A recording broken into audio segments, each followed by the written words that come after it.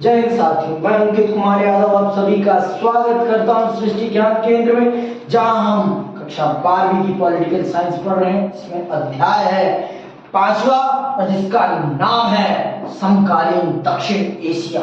इसमें मैंने आपको लास्ट क्लास में समझाया था कि दक्षिण एशिया क्या है, दक्षिण एशिया क्या है, किस भौगोलिक परिवेश को दक्षिण एशिया कहा जाता है। आप इस बात से बखूबी परिचित हो चुके हैं और अब मैं चल रहा हूं समझाने दक्षिण एशिया में बसे हर देश की एक एक विस्तार की कहानी, भारत को छोड़कर। दक्षिण एशिया में जिन देशों का मैंने नाम आपके सामने प्रस्तुत किया है, अब मैं चल रहा हूं उन सब देशों की आपको राजनीतिक, सामाजिक, आर्थिक परिस्थितियों के बारे में विस्तार से जानकारी देने। इसमें हमारा पहला देश है पाकिस्तान, हमारा प्यारा पड़ोसी, हमारा प्यारा पड़ोसी पाकिस्तान। तो चलिए जानते हैं पाकिस्तान के बारे में विस्तार से। तो इस टॉपिक का नाम क्या है, जरा सुनो देखो। पाकिस्तान में सेना और लोग, देखो लोकतंत्र तो है नहीं पाकिस्तान में, सेना है जो बंदूक के दम पर सैया ढाई ढाई ढाई कराती है और वहां की जनता को अपने बंदूक की नोक पर खूब नचाती है। तो चलिए विस्तार से समझते हैं पाकिस्तान के निर्माण से लेकर आज तक की पूरी राजनीतिक, सामाजिक, आर्थिक दशा। आइए पढ़ना प्रारंभ करते हैं। आप सब जानते हैं जिस दिन हम बने हैं, वो कहते हैं हम एक दिन पहले बने, हमसे वो पहले आजाद हो गए। गुलाम हम थे, आजाद वो हमसे पहले हो गए। कितनी आश्चर्य की बात है, जबकि वो हमारे बच्चे हैं। हमारा बेटा हमसे पहले आजाद हो गया है। बाप आजाद नहीं हुआ, बेटा पहले आजाद हो चुका है। देख रहे, उसका देख लो, बिना बाप के बेटा आजाद हो गया है। कैसे आजाद हो गया समझ में नहीं आता, लेकिन वो आजाद हुए। वो कहते हैं हम 14 अगस्त को ही आजाद हो गए हैं। हम कहते हैं बच्चे हम भी 15 अगस्त को आजाद हुए। और दोनों देशों ने एक जैसी राजनीतिक प्रणाली को अपनाई, एक जैसी आर्थिक प्रणाली को अपनाई। फिर भी आज भारत की स्थिति क्या है आपके सामने है, और आज पाकिस्तान की स्थिति क्या है वो भी आपके सामने है। मुझे ज्यादा बताने की जरूरत नहीं है। हमारे देश के निर्माताओं ने हमारे देश को झूठ की नींव पर नहीं बनाया, लेकिन पाकिस्तान की नींव ही झूठ पर रखी गई है। ये मैं आपको बहुत ही दावे के साथ कह रहा हूं, ये बात मैं आपको बहुत ही दावे के साथ कह रहा हूं कि पाकिस्तान के निर्माता जो थे मोहम्मद अली जिन्ना साहब, देखो साहब रिस्पेक्ट देना तो अनिवार्य है भाई, क्योंकि उस व्यक्ति ने अपने बल पर एक देश बनाया है, तो रिस्पेक्ट का हकदार तो बंदा बनता है, ठीक है। लेकिन ये बात आप जान लीजिए कि वो व्यक्ति ने देश तो बनाया, लेकिन वो देश को चलता हुआ देख नहीं पाया। वो उस देश को चलता हुआ देख नहीं पाया। अगर वो चलता हुआ देख लेता ना, तो अपने सर पे खुद ही 10 डंडे मार के अपनी हत्या कर लेता। अपनी हत्या वो खुद ही कर लेते। क्योंकि आज जो पाकिस्तान की स्थिति है ना, पाकिस्तान की स्थिति ये बनाने के पीछे कहीं ना कहीं मैं मानता हूं उनका भी योगदान है। उनकी भी कुछ नीतियों ने ये काम किया है। देखो पाकिस्तान के बनने के 9 महीने के बाद उनकी मृत्यु हो जाती है और उसके बाद पाकिस्तान में सत्ता का कलह स्टार्ट हो जाता है। मैं बनूंगा, मैं बनूंगा, मैं बनूंगा, मैं बनूंगा राजा, मैं बनूंगा राजा, मैं बनूंगा राजा, ये चलने लगता है। और इसी ने पाकिस्तान को मटिया मेट कर दिया। आइए कहानी आपके सामने मैं प्रस्तुत करता हूं।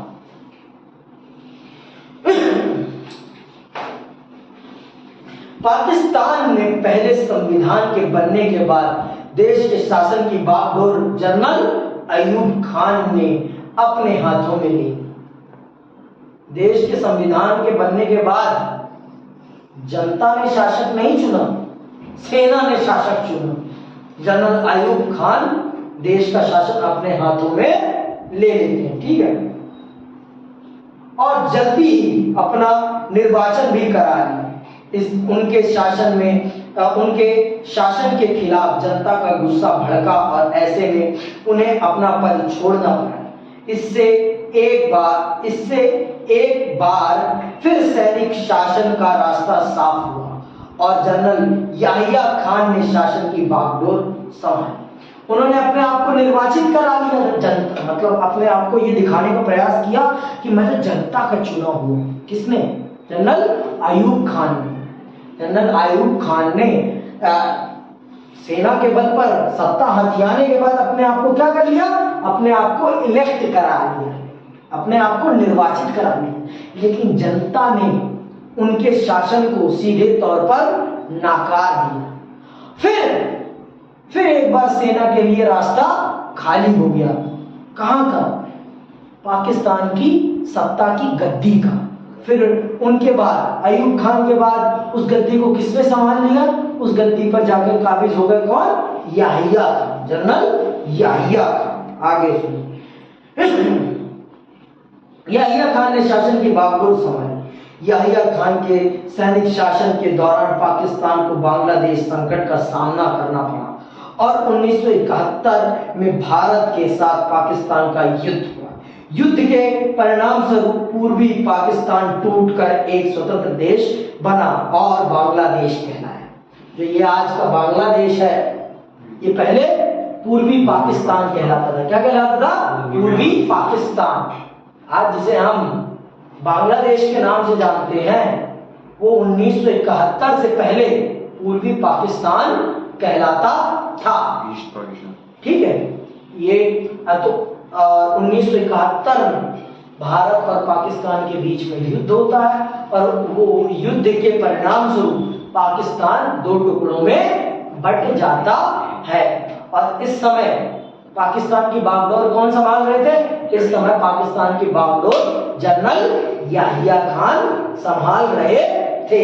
तो आप देख लीजिए, जिस दिन से पाकिस्तान बनता है उस दिन से उस पर शासन किसका है? लोकतंत्र का है या सेना का है? सेना। और जो देश सेना के हिसाब से चलेगा, वहां पर सेना अपने हिसाब से ही चलाएगी देश को। वहां पर उसे जनता के हित नाते फायदे नुकसान का कोई दूर दूर तक वास्ता नहीं है। उसे सिर्फ सेना से वास्ता है, उसे सिर्फ सेना से वास्ता है। सेना फिर अपना फायदा देखती है। देखो, इनके देश में जो सैनिक है ना, सैनिक तो नहीं, जो इनके बड़े बड़े अफसर है ना, सारे के सारे एक नंबर के चोर है। एक नंबर के चोर, एक नंबर के चोर जिसे कहते हैं ना, वो है एक नंबर के चोर। इनकी देश की सेना बड़ी बड़ी फैक्ट्रियां चलाती है। इनकी देश की सेना बड़े बिल्डर्स हैं। इनकी देश की सेना, भैया इनकी देश की सेना पूरी की पूरी कॉर्पोरेट प्राइवेट कंपनी है अपने आप, जो देश में स्कूल भी चलाती है, विश्वविद्यालय भी चलाती है, सब कुछ। कहीं देखा है किसी देश की सेना ये सब चलाते हुए?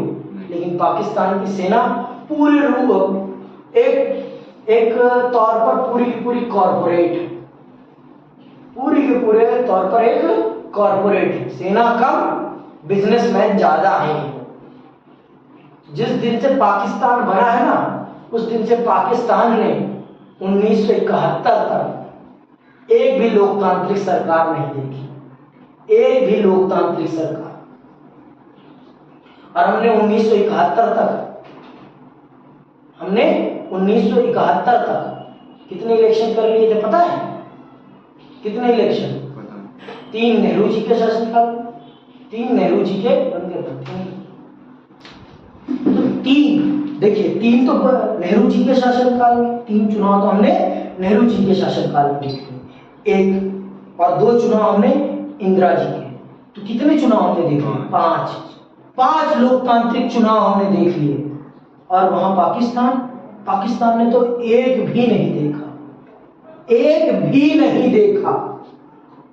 जब वो आप जनरल आयूब खान का जबरदस्ती वाले चुनाव को असली चुनाव मत मान लेना, वो तो सेना का चुनाव, सेना गई वोट डाल तो डाल, तो वो वाला सीन है यहाँ पे, वोट डाल तो डाल, वो वाली बात है। असली चुनाव कभी नहीं हुआ वहां। तो जिस देश में इतने लंबे समय तक चुनाव ही नहीं हो रहा, उस देश का क्या होगा? उस देश का आप हाल सोचो, वहां की जनता की परिस्थितियों के बारे में आप सोचो। और इस समय आप जान लीजिए कि शीत युद्ध का काल है, और आप सब जानते हैं शीत युद्ध के काल में दुनिया दो भागों में बटी है, दो भागों में बटी है। भारत आप जानते हैं गुटनिरपेक्ष का साथी था, भारत किसी भी गुट का साथी नहीं था, पर भारत सोवियत संघ का अच्छा मित्र था, जो कि पाकिस्तान अमेरिका को बहुत खटकता था, अमेरिका को बहुत खटकता था। तो उसलिए अमेरिका ने धर दिया पाकिस्तान के ऊपर हाथ कि बेटे तू अफगानिस्तान में बमबारी आतंकवाद फैला, मैं तेरे को पैसे दूंगा। और वो पैसे जहां मिलने लगे पाकिस्तान को, पाकिस्तान नीफिक हो गया, ना फैक्ट्री बनानी है देश में, ना कुछ बनाना है, मुफ्त का पैसा आ रहा है, उड़ाओ उड़ाओ उड़ाओ, ये चल रहा था। पाकिस्तान ने अपने इंफ्रास्ट्रक्चर पर 1 रुपए खर्चा नहीं किया, और आज उसी का परिणाम है कि पाकिस्तान 95% चीजों का इंपोर्ट करता है, मतलब दूसरे देशों से खरीदता है। उसके देश में कुत्ते के लिए, जानवरों के लिए जो खाना होता है ना, वो भी नहीं बनता, वो भी नहीं बनता। इनके पास साइकिल बनाने की भी तकनीक नहीं है, इस साइकिल बनाने के लिए इनके पास फैक्ट्री नहीं है। ये इतने महामूर्ख हैं, इतने महामूर्ख। एटम बम जरूर बनाएंगे, पर हम एटम बम जरूर बनाएंगे, बिना एटम बम के हम भारत को कैसे पछाड़ पाएंगे? आप ये जान लीजिए, जब सैनिक शासन काल होगा ना, तो सेना अपना फायदा देखेगी, उसको देश के फायदे से कोई दूर दूर तक वास्ता नहीं है। जनता भूखे मरे कोई फर्क नहीं पड़ता, जनता मर जाए कोई फर्क नहीं पड़ता। और उसी का परिणाम था बांग्लादेश का बंटवारा। बांग्लादेश का बंटवारा ऐसे ही नहीं हुआ है। ये बांग्लादेश के लोगों को इंसान नहीं समझते थे, इंसान नहीं समझते थे, उनको कुत्ता समझते थे कि तुम हमारे लिए गधे कि तुम हमारे लिए काम करो, हम तुम्हारे पैसे से ऐश करेंगे। जब तक बांग्लादेश था तब तक तो इनको थोड़े बहुत पैसे मिल भी जाते थे मैन्युफैक्चरिंग के थ्रू, लेकिन बांग्लादेश जिस दिन से आजाद हो गया, उस दिन से इनकी खटिया खड़ी बिस्तरा गोल हो गई। अब इनके पास कुछ नहीं है।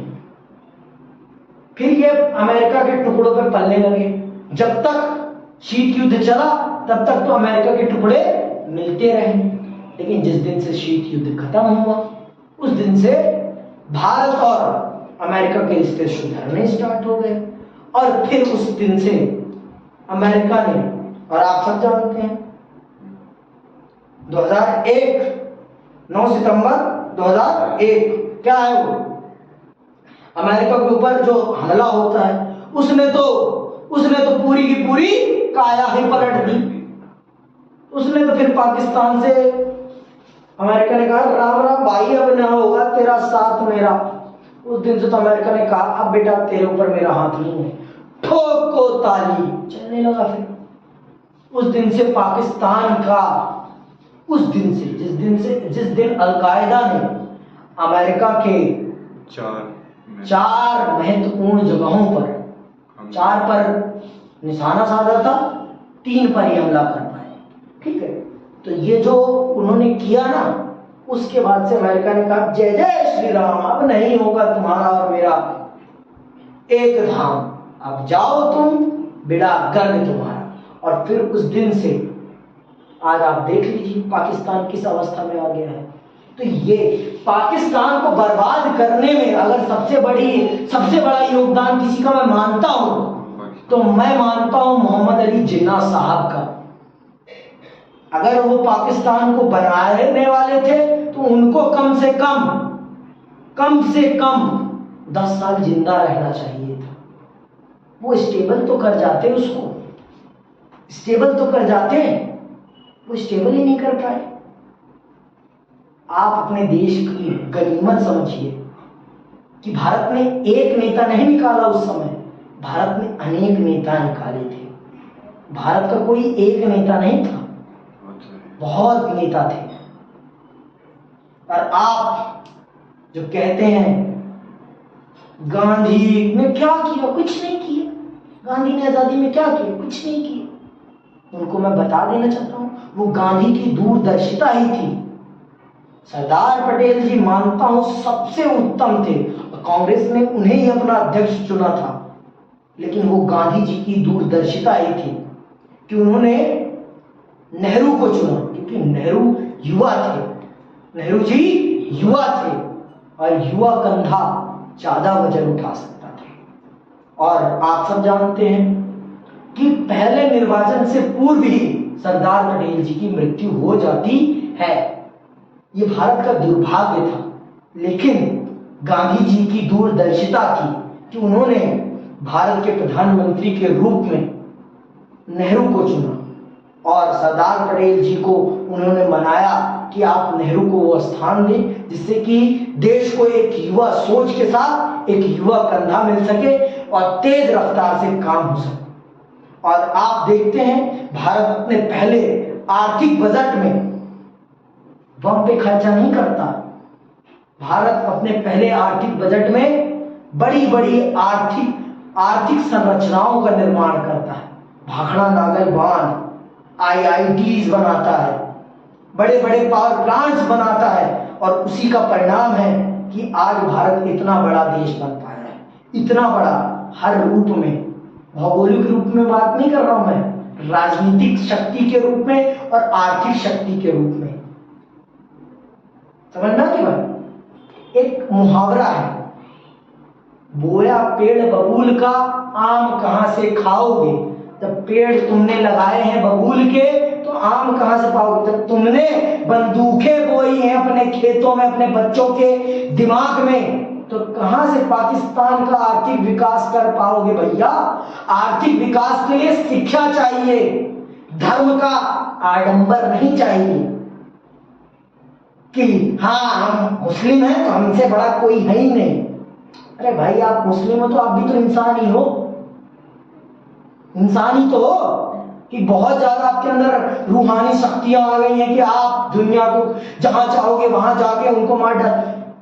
आप देखो जो जिस देश में इस्लाम पैदा हुआ आज वो भी सबके साथ सहयोग कर रहा है, सबको एकजुट कर रहा है। क्यों कर रहा है? क्योंकि वो भी जानता है कि जब तक हम एक साथ मिलकर काम नहीं करेंगे तब तक दुनिया आगे नहीं बढ़ पाएगी। पाकिस्तान इस बात को समझता ही नहीं है, पाकिस्तान इसलिए बर्बाद है। आपने 1971 तक की कहानी सुन ली, अब आगे सुन लो।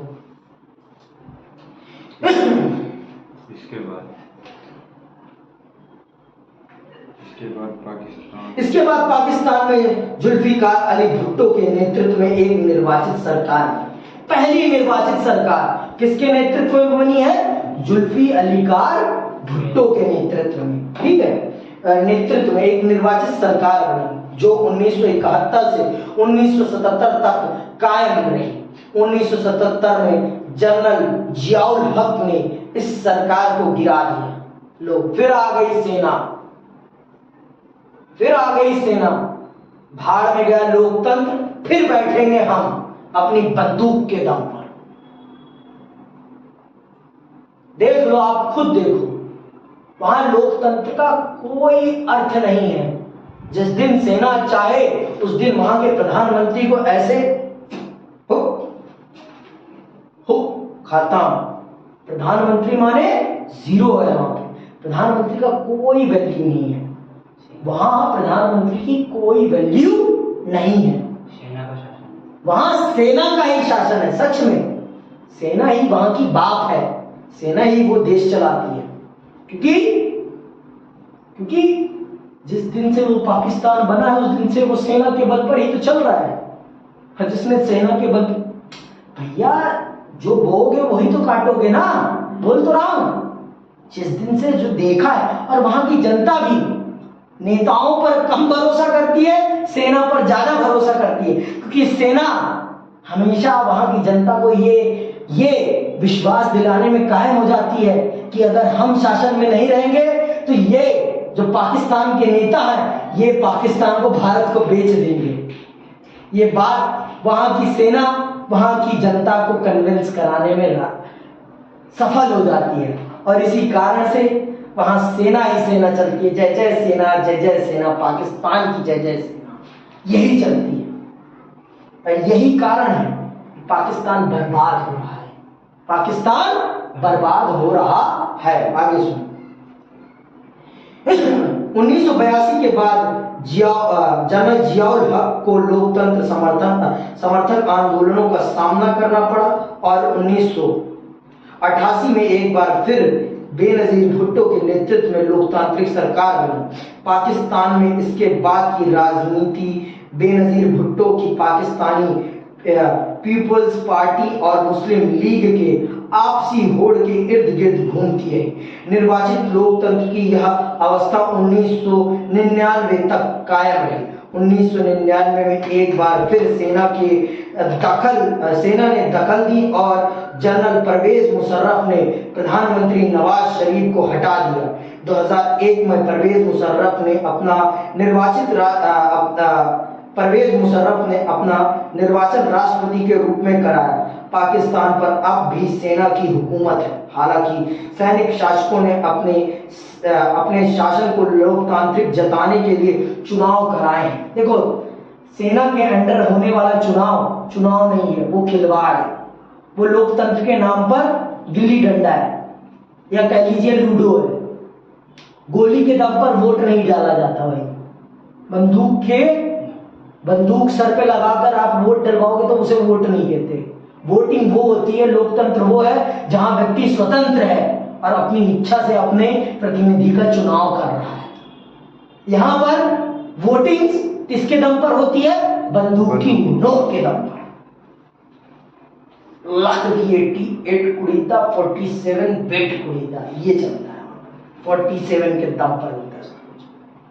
47 लगा देते हैं कनपट्टी पे कि डाल बेटा इसी को वोट जाना चाहिए। तो बताओ भाई, वो लोकतंत्र है? वहां लोकतंत्र नहीं है, वहां सेना की तानाशाही है। आगे सुनो। पाकिस्तान में लोकतंत्र के अस्थायी न बन पाने के कई कारण हैं। यहां पर लोकतंत्र स्थापित नहीं हो पाता, उसके पीछे कई कारण हैं। यहां पर लोकतंत्र का स्थापित ना होने का कारण है क्या, वो जान लो आप। पहला है, यहां सेना, धर्मगुरु और भूस्वामी अभिजातों का सामाजिक दबदबा है। सेना का, धर्मगुरुओं का और वहां जो लोग हैं अभिजात, मतलब जो बड़े बड़े जमींदार हैं, उनका दबदबा है। वो नहीं चाहते कि लोकतंत्र आए। लोकतंत्र आएगा तो जनता को क्या मिलेगा? बोलने का अधिकार मिलेगा, सवाल पूछने का अधिकार मिलेगा। और वो नहीं चाहते कि जनता को बोलने का, सवाल पूछने का अधिकार मिले। भाई, लोकतंत्र आएगा तो शिक्षा भी बढ़ेगी, शिक्षा बढ़ेगी तो धर्म की जो ये आडंबरपूर्ण राजनीति है वो हो पाएगी। शिक्षा आपको खुद धर्म को समझने की काबिलियत दे देता है। शिक्षा आपको खुद धर्म को समझने की काबिलियत। अब भैया, आपको अक्षर ज्ञान है ही नहीं तो क्या लिखा है रामायण में, क्या लिखा है महाभारत में, क्या लिखा है कुरान में, आप समझ पाओगे? आपको किसकी भाषा को समझना पड़ेगा? मौलवी साहब जो बताएंगे वही समझ पाओगे। मौलवी साहब जो बताएंगे वही समझ पाओगे ना भैया। इसीलिए वो नहीं चाहते कि वहां लोकतांत्रिक सरकारें बने। वो नहीं चाहते। न वहां की सेना चाहती है, न वहां के धर्मगुरु चाहते हैं और न वहां के अभिजात वर्ग के लोग चाहते हैं, जमींदार लोग चाहते हैं। अगर जमींदार भाई, अगर आ गई लोकतांत्रिक सरकार तो समानता की मांग होगी, और समानता की मांग होगी तो इनसे इनकी भूमियां छीन जाएंगी, और इनसे इनकी भूमियां छीन जाएंगी तो ये जमींदार रह पाएंगे फिर? आई बात समझ में? तो ये कुछ कारण हैं जिनके कारण वहां पर लोकतांत्रिक सरकार टिक नहीं पाती है। पाकिस्तान में लोकतांत्रिक सरकार के न टिक पाने का यही 3 कारण है। ये तीनों किसी भी रूप में नहीं चाहते, क्योंकि अगर वहां लोकतांत्रिक सरकार आएगी तो इनके अधिकारों का हनन हो जाएगा। इनके अधिकारों का हनन हो जाएगा। जो सेना को बहुत बड़ा फंड मिल रहा है वो फंड मिलना बंद हो जाएगा। वो फंड मिलना बंद हो जाएगा। सेना जो इतने स्कूल चला रही है, फैक्ट्रियां चला रही है, जमीन पर खेती कर रही है, वो सब होना बंद हो जाएगा। सेना का ये काम थोड़ी ना है भाई। सेना का काम है खेती करना, सेना का काम है देश की रक्षा करना। वहां की सेना फैक्ट्रियां चलाती है, वहां की सेना स्कूल चलाती है, वहां की सेना खेती कराती है। तो ये है पाकिस्तान की सेना, ये है पाकिस्तान की सेना। और पाकिस्तान की जनता तो इतनी मूर्ख है, इतनी मूर्ख है, इतनी मूर्ख है कि सर पर पत्थर मारने के समान है, सर पर पत्थर मारने के समान है। आगे सुनो, कहाँ तक आगे? इसकी वजह से कई बार निर्वाचित सरकारों को गिराकर सैनिक शासन कायम हो। पाकिस्तान की भारत के साथ तानातनी रहती है। इस वजह से सेना समर्थक समूह, ये देखो बात सुन रहे हो, अरे ये सेना जानबूझकर वो तनाव पैदा करके रखती है जिससे कि जनता के अंदर ये भय पैदा रहे कि भारत उन पर आक्रमण कर देगा और भारत उनको अपने में मिला देगा। सेना जानबूझकर ये माहौल बना कर रखती है जिससे कि सेना के शासन पर सवाल ना उठाया जा सके, सेना के शासन पर सवाल ना उठाया जा सके, सेना पर कोई सवाल ना उठा सके कि यार तुम गलत कर रहे हो। अरे हम सत्ता से हट जाएंगे तो भारत कब्जा कर लेगा, भारत कब्जा कर लेगा, तुम समझते क्यों नहीं हो? इसलिए हमारा सत्ता में रहना जरूरी है। इन नेताओं को मारो, लात हटाओ इनको, ये नहीं बनेंगे, हम बनेंगे। इस प्रकार से वहां पर सैनिक शासन को उचित ठहराया जाता है कि अगर हम सत्ता से बाहर जाएंगे तो भारत कब्जा कर लेगा। वो जानबूझ के ऐसी परिस्थितियां बना के रखते हैं जिससे कि वहां की जनता ये मानने के लिए तैयार रहे, ये मानने के लिए मजबूर हो जाए कि सेना का शासन सबसे अच्छा शासन है। समझ में आई बात? आगे सुनो। इस वजह से सेना समर्थक समूह ज्यादा मजबूत है और अक्सर ये समूह दलील देते हैं कि पाकिस्तान के राजनीतिक दलों और लोकतंत्र में खोट है। राजनीतिक दलों के स्वार्थ साधन तथा लोकतंत्र की धमा चौकड़ी से पाकिस्तान की सुरक्षा खतरे में पड़ी। देख रहे, सुन रहे? लोकतंत्र से, लोकतंत्र की धमा चौकड़ी से, लोकतंत्र अगर स्थापित होगा तो पाकिस्तान की सुरक्षा खतरे में पड़ जाएगी। सेना का तर्क सुन रहे हो आप कि अगर लोकतंत्र आएगा तो देश की सुरक्षा खतरे में पैदा हो जाएगी। जब किसका उल्टा होगा? आप खुद ही सोचो भैया, लोकतंत्र से देश चलेगा तो देश की सुरक्षा बढ़ेगी या खतरे में होगी? हम यहाँ 75 साल से देश को लोकतांत्रिक पद्धति पे चला रहे हैं, हमारे देश की सुरक्षा पे तो कोई खतरा नहीं आ गया, बल्कि और इम्प्रूव हुई है। हम तो और ताकतवर हुए हैं, हमें तो कोई खोट खटौसट नहीं आई, हम तो गरीब नहीं हुए। हम कभी वर्ल्ड बैंक के पास, हम तो एक बार गए, आप तो 50 बार चले गए वर्ल्ड बैंक के पास। हम तो एक बार कर्जा लेने चले गए, चलो हमारी तो कुछ कमियां आ गई थी, हमारे देश में सूखा पड़ गया था, ये बहुत सारे प्राकृतिक संकट आ गए थे जिनके कारण हमारा उत्पादन नहीं हो पाया। आपको बता देता हूं मैं, विभाजन के बाद भारत की 70% उपजाऊ जमीन पाकिस्तान के पास चली गई थी। आपको बता देता हूं, एशिया की सबसे बड़ी नदी सिंधु नदी कहां बहती है? पाकिस्तान में बहती है। सिंधु नदी पाकिस्तान में बहती है और वो सबसे ज्यादा उपजाऊ क्षेत्रफल है। तब भी वो साले गरीब हैं, चोर हैं। क्यों है? क्योंकि उनकी नीयत सही नहीं है।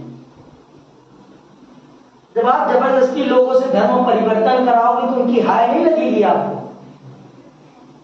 जब आप लोगों को मार मार के उनका धर्म परिवर्तन कराओगे तो उनकी हाय नहीं लगेगी आपको। उनकी बेटियों को उठवाओगे तो हाय नहीं लगेगी आपको, लगेगी ना? वही है हाय।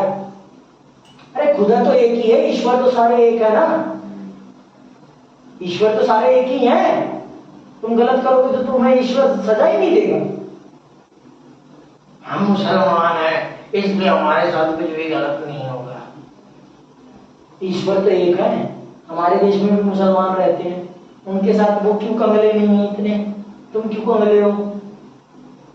इसका मतलब अब हमारे देश का मुसलमान ईमान परस्त है और तुम ईमानहीन हो। तुम्हारे अंदर ईमान गैरत कुछ नहीं है। चोर है एक नंबर के, वो एक नंबर के चोर है। आगे सुनो।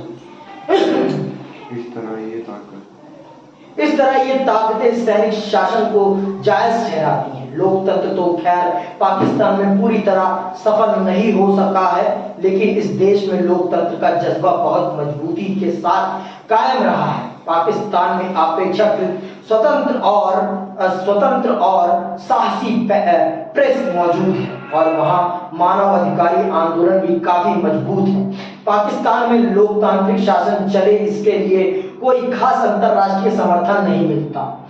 इस वजह से भी सेना को अपना प्रभुत्व कायम करने के लिए बढ़ावा मिलता है। अमेरिका तथा अन्य पश्चिमी देशों ने अपने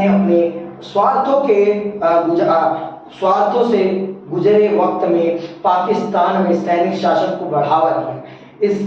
इन देशों को उस आतंकवाद से डर लगता है जिसे ये देश विश्वव्यापी इस्लामी आतंकवाद कहते हैं।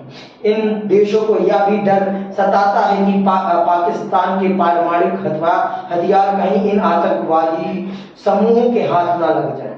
इन बातों के मद्देनजर पाकिस्तान को ये देश पश्चिम तथा दक्षिण एशिया में पश्चिमी हितों का रखवाला मानते हैं। जो अमेरिका लोकतंत्र का पैरोकार है, लोकतंत्र का पक्षधार है, वो पाकिस्तान में कभी लोकतंत्र की पैरवी क्यों नहीं करता? क्यों नहीं करता वो? क्योंकि वो चाहता ही है कि ये एक सैनिक तानाशाही वाला देश बना रहे, वो नहीं चाहता। लेकिन हाँ, पाकिस्तान की जनता के अंदर लोकतंत्र की आशा अभिलाषा दिखती है। वो चाहते हैं कि उनके देश में लोकतंत्र आए। उनके देश का प्रश्न हमारे देश के प्रश्न से ज्यादा स्वतंत्र है। ये मैं आपको सीधे तौर पर कह रहा हूँ।